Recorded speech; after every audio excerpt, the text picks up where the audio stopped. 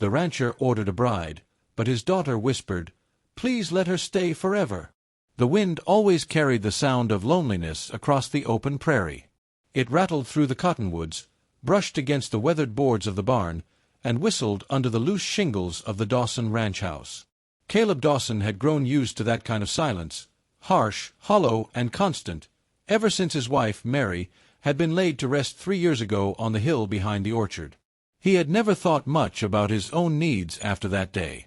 The ranch needed tending, cattle needed driving, and fences always needed mending. Those things kept a man's hands busy, but they couldn't fill the quiet once the lamps went out at night. Still, it wasn't his loneliness that had finally pushed him to write that letter to the agency back east. It was for Emma. His daughter was only 6, all freckles and tangled golden hair, but already she carried shadows in her eyes that no child should bear. She tried to be strong for him, often sitting on the porch steps waiting for him when he came back from a long day, pretending she wasn't lonely.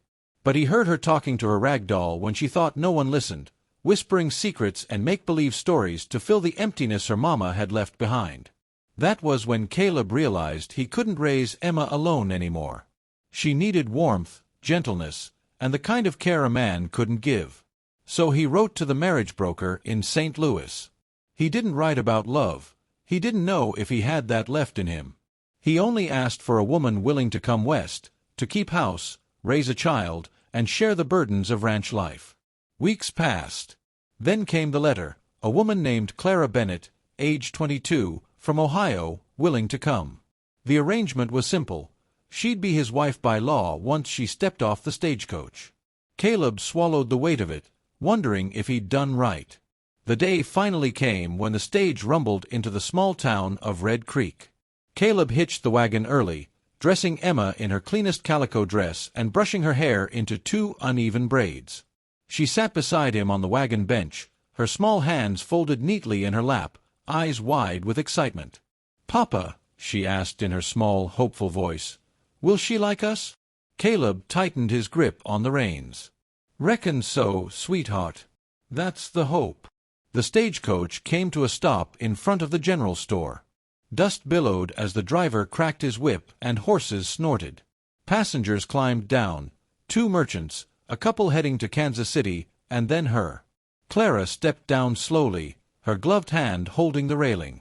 She was younger than Caleb expected, with soft brown hair pinned neatly beneath a simple bonnet. Her eyes, large, uncertain hazel eyes, swept across the street, looking for someone. When they landed on him, Caleb felt the strange thump of his heart against his ribs.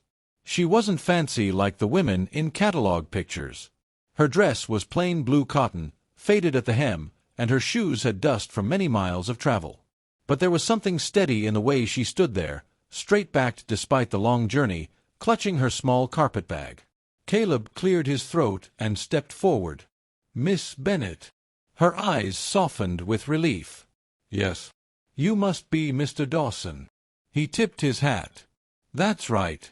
And this here's Emma." Emma peeked from behind his leg, shy at first. But the moment Clara crouched down to meet her gaze, something shifted. "Well, hello," Clara said warmly, her voice gentle as a summer breeze. "Aren't you the prettiest little girl?"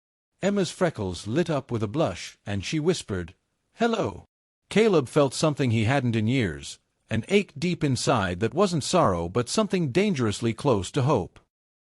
The wagon ride back to the ranch was quiet at first, filled only with the creak of wheels and the steady rhythm of hooves. Caleb stole glances at Clara, noticing how she kept Emma close, pointing out meadowlarks and the faraway mountains. The girl leaned against her as though it were the most natural thing in the world.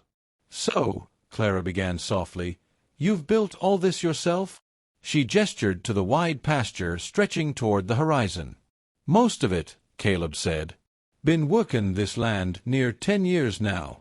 "It's beautiful," she said, though her voice held the faint tremor of someone who had never known such wide, wild spaces.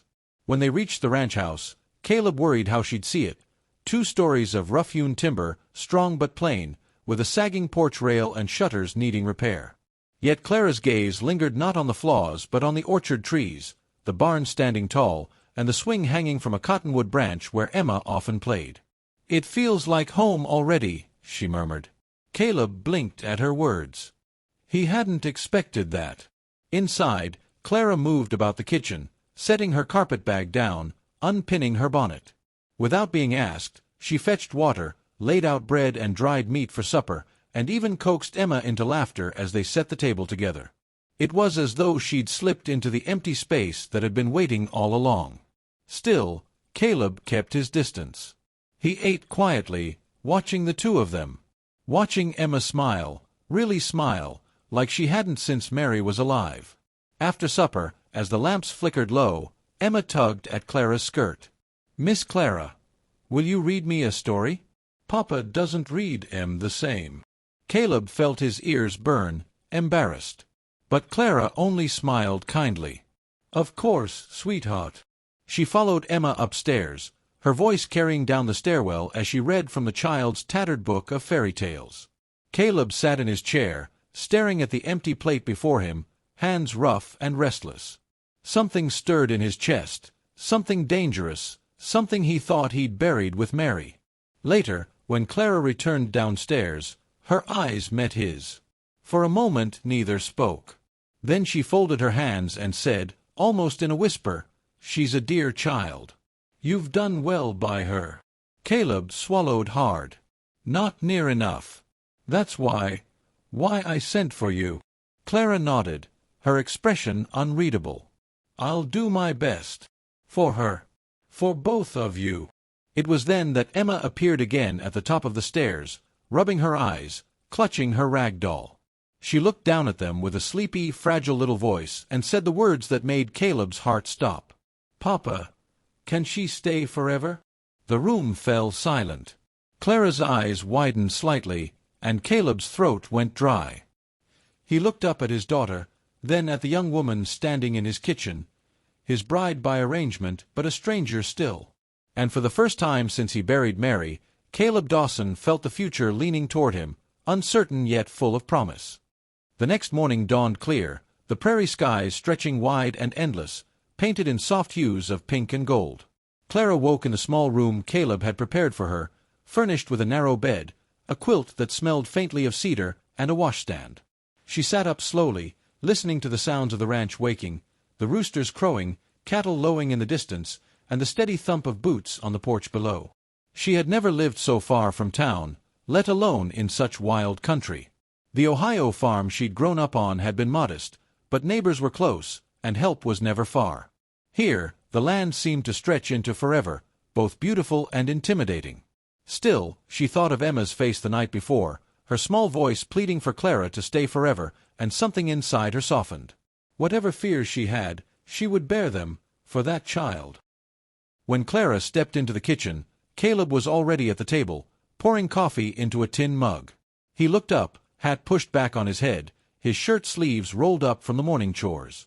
For a moment, their eyes held, and Clara felt the faintest warmth rise to her cheeks. "Mornin'," Caleb said gruffly. "Good morning," she replied, moving to the stove. She found eggs, flour, and a jar of dried apples. Without a word, she began to cook. Caleb watched her, trying not to show his surprise at how naturally she fit into the kitchen. She worked quietly but with skill, moving as though she had been in that house for years instead of hours. By the time Emma came bounding down the stairs, breakfast was on the table, fluffy biscuits, scrambled eggs, and fried apples. Emma's eyes went wide. "Miss Clara, you made this?" Clara smiled and ruffled the girl's hair. "Of course. And you'll help me tomorrow, won't you?" Emma nodded eagerly, and Caleb, though he didn't say it aloud, felt something stir in his chest again. It had been years since anyone had cooked a meal that felt like home.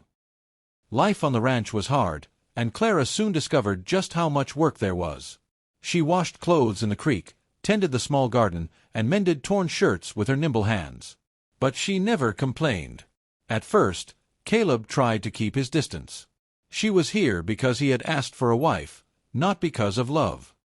He told himself it would be easier that way, to keep his heart guarded, to treat this as a practical arrangement. But every time he saw Clara kneeling in the garden with Emma beside her, laughing as they dug their hands into the soil, or when he heard her singing softly while she churned butter, something inside him began to unravel. Emma, on the other hand, took to Clara as though she'd been waiting her whole life for her. She followed her everywhere, from the kitchen to the orchard, and even insisted on helping Clara hang laundry on the line. One evening, as the sun dipped low and painted the sky in fiery orange, Caleb returned from the pastures to find Clara and Emma sitting on the porch swing. Clara was braiding the little girl's hair, and Emma was chattering about a foal she'd seen that morning. Caleb paused, leaning against the porch post, simply watching. For the first time in years, his home didn't feel so hollow. Emma noticed him first. "Papa, look. Miss Clara says I can learn to sew." Caleb's gaze met Clara's. She smiled faintly, her fingers still weaving the braid. Something passed between them then, unspoken, fragile, but undeniable. But not all days were easy. A week later, a storm rolled in from the west, fierce and sudden. The wind howled through the valley, tearing at shutters and rattling the barn doors. Caleb rushed to drive the cattle into shelter, shouting against the gale, while Clara pulled Emma close inside the house. Lightning split the sky, and Emma whimpered, burying her face in Clara's skirts. Clara knelt, holding her tight, whispering, "Sure, darling, it'll be all right. I'm here." When Caleb finally returned, drenched and weary, he found the two of them curled together by the hearth. Emma was asleep, her tiny hand still clutching Clara's dress. Clara looked up at him, her hair fallen loose, her eyes luminous in the firelight. "You've got a brave little girl," she said softly. Caleb's throat tightened. "She takes after her mama." Clara didn't press, didn't ask questions he wasn't ready to answer. She only nodded, smoothing Emma's hair as though she'd always belonged there. Something in Caleb shifted that night. Clara wasn't just a helper or a companion. She was becoming the very heart of his home. The days stretched into weeks, and the bond between them grew. Caleb found himself lingering at the supper table just to hear Clara talk, her laughter chasing away the silence that had haunted the ranch for so long. He noticed the way her eyes lit when Emma hugged her, the gentleness in her touch, the quiet strength in her every action. One evening, after Emma had gone to bed, Caleb lingered on the porch with Clara. The air was cool, filled with the scent of wildflowers. Fireflies flickered across the yard. Clara sat quietly, hands folded in her lap, her face tilted toward the stars. Caleb studied her in the lamplight, his heart pounding with something he hadn't dared feel in years. "Clara," he began, his voice rough, "I know what I asked of you. I asked you to come here, to be my wife for the sake of this ranch. For Emma. I didn't ask for your heart. But I reckon I've come to realize. I want more than just an arrangement." Clara turned to him, her hazel eyes glistening. "Caleb, I can't promise I'll be the best at speaking my feelings," he went on, his hands tightening on the porch rail. "But I can promise I'll stand by you. Not just as a partner in chores, but as a husband, if you'll let me." For a long moment, Clara was silent. Then she rose from her seat and stepped closer. Her hand, small and warm, found his rough one. "You don't need fancy words," she whispered. "You've already given me more than I ever hoped for, a place to belong, a child to love, and a man who works himself to the bone for those he cares about. That's more than enough for my heart." Caleb's chest swelled, and before he could stop himself, he pulled her gently into his arms.